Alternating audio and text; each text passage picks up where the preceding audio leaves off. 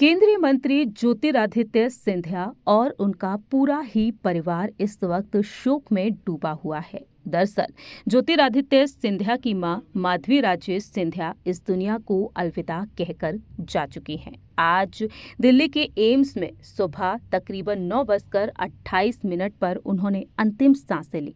सिंधिया परिवार की राजमाता बीते कई दिनों से बीमार थीं। दिल्ली के एम्स में वेंटिलेटर पर थीं।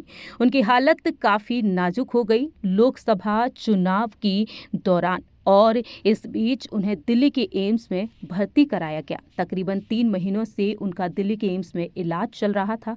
उनका स्वास्थ्य काफी क्रिटिकल स्टेज पर पहुंच गया था। आपको जानकारी दे दें, निमोनिया और सेप्सिस जैसी गंभीर बीमारी से वह पीड़ित थी। लंग्स में उनके इन्फेक्शन था।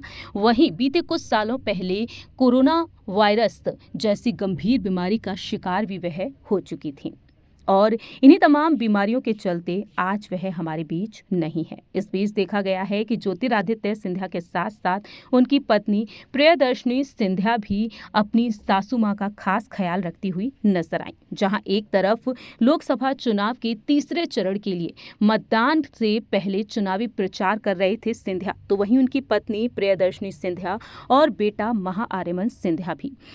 पिछले कई दिनों पहले देखा गया कि गुना, अशोकनगर और शिवपुरी में ये तीनों थे, लेकिन माधवी राजेश सिंधिया की तबीयत में जो उतार चढ़ाव की सूचना उन्हें मिल रही थी, उसके बाद से वह दिल्ली पहुंच गए। चुनावी प्रचार छोड़कर वह अस्पताल पहुंच गए। इस दौरान देखा गया है कि प्रियदर्शनी सिंधिया चुनाव प्रचार छोड़कर अपनी सासू मां का ख्याल रखती हुई नजर आई।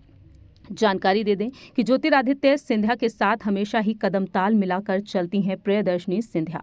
साल 1994 में सिंधिया के साथ ये शादी के बंधन में बंध गईं, और देखा जाता है कि हमेशा ही सिंधिया के साथ खड़ी रहती हैं। तो वहीं अपनी सासू मां माधवी राजेश सिंधिया का भी बखूबी ख्याल रखती हुई देखी गई हैं। आप देख रहे होंगे इस रिपोर्ट में तमाम तस्वीरें। इन तस्वीरों में देखा गया है कि अपनी सासू मां यानी कि माधवी राजेश सिंधिया का हाथ पकड़कर वह चलती हुई नजर आई हैं। उन्हें जब भी उनके साथ देखा गया है तो वह उनका खास ख्याल रखती हुई देखी गई हैं।